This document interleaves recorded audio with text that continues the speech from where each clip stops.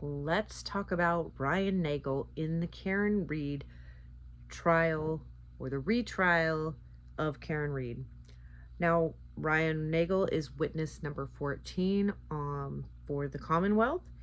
He is directed by Hank Brennan, and he is crossed by David Yannetti. He did talk that he had drank that night, and he had like only beers, like no hard liquor. He just drinks beer, so he didn't think that he was drunk or anything like that, which you can get drunk off beers. It might take you a little bit longer, but you can, depending on how many you've had and how much time.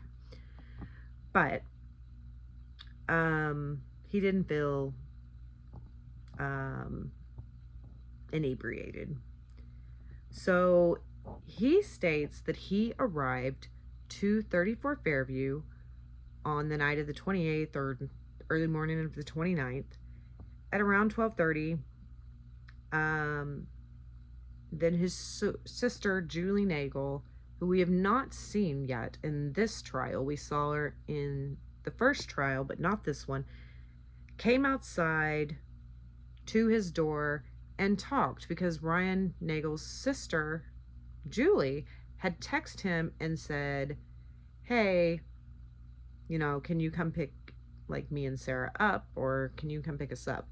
And so he got there and he was like, here. So she came outside and talked to him and said, if you want to come inside, you can, but we're actually going to stay and somebody else is going to take us home, which Jen McCabe and Matt McCabe are the ones that took Julie Nagel and her friend home.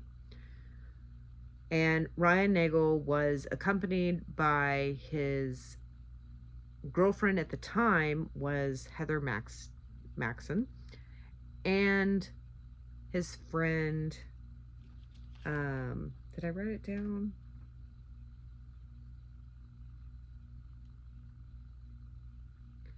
Ricky D'Antano. So Ricky D'Antano was driving. Ryan Nagel was in the front seat passenger, and then Ryan Nagel's girlfriend at the time was also with them, Heather Maxon. And so they get there. Now, when they're driving to 34 Fairview, they see Karen Read and John O'Keefe in the vehicle driving towards Fairview. This is before Karen drops John off at the little blizzard party or whatever to hang out after they went to the bars. This was the after party. Ryan Nagel and them saw Karen Read and John in the vehicle, and they flashed their lights when they were going to be turning onto a street. So Karen in her SUV turned, and they ended up going down Fairview. So Karen Read and them are now in front of Ryan Nagel and Ricky D'Antano's truck. And so they're behind Karen Read. So they pull up. Like I said, he said he was there about 12:30. He said they were there till about 12:35 maybe. Even though we know there was a text that happened at 12:23. But this was not testified to. It wasn't brought up. It wasn't shown. Nothing about that was brought up. So all the jury knows is that they were there between 12:30 and 12:35. Which, if they are saying that John was hit at 12:31 or 12:32, then based on that, then these people in the truck, Ryan Nagel, Ricky D'Antano, and Heather Maxon, would have seen Karen Read back up in reverse and hit John O'Keefe, having him land in the snow. But they didn't see that. So the timing is interesting. I don't know why, if the Commonwealth wants to stick with that timeline, why the Commonwealth didn't try to fix it to make it to where, no, remember y'all were there like at 12:23ish and y'all were gone for 12:30. But they didn't do that. So the jury is left with 12:30 to 12:35. So the Commonwealth messed up their timeline. And what they saw is when they were leaving around 12:35ish, they passed Karen Reed's SUV. When they passed her, they could see that the dome light was on. Now, we don't know if she had like clicked it on or if it was because the passenger door was open and maybe John O'Keefe was going to be getting out. Or maybe John O'Keefe was out already, because they say they only saw Karen Reed in that vehicle. Her hands were on the steering wheel at like 10 and 2, and she was like focusing on the road. But the dome light was on and they saw only Karen in the vehicle. Now, the Commonwealth does try to say, well, you know, you couldn't really see in the passenger side, right? And they're like, well, no, I guess we only saw her. They didn't see like two heads, they just saw one.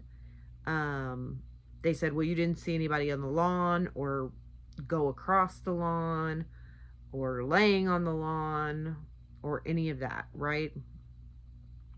And they said, no, we didn't see any of that.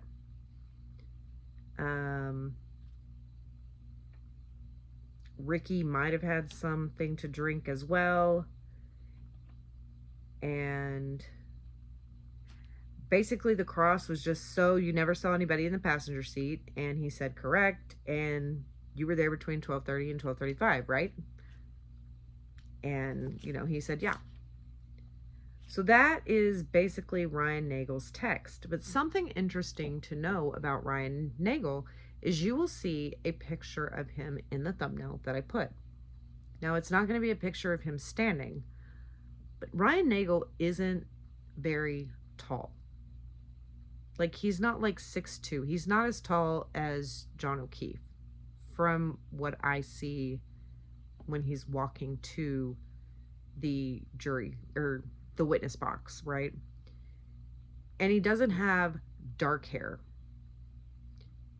And so some people have tried to say that when Higgins saw somebody come into the house, this was during the first trial, Higgins saw a tall guy with dark hair, or tall man with dark hair, come into the house.